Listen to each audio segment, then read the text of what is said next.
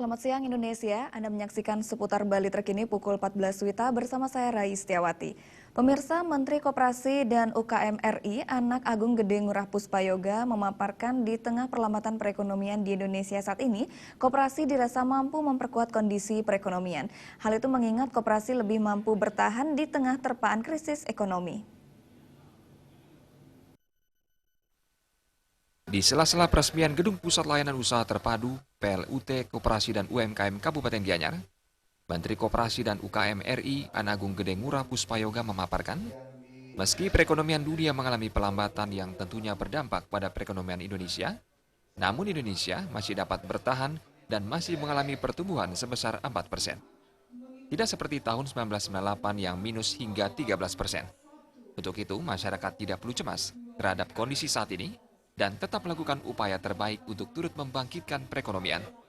Diakui, koperasi Indonesia juga mengalami perlambatan, namun akan dapat terus bertahan dan berkembang untuk menunjang perekonomian Indonesia. Yang namanya pelemahan itu secara umum berpengaruh. Tetapi yang namanya koperasi, yang anggotanya UKM itu, selama produksinya tidak tergantung dari yang namanya impor, nggak ada pengaruh. Terus Malah, ya koperasi itu anggotanya kan UKM, oke?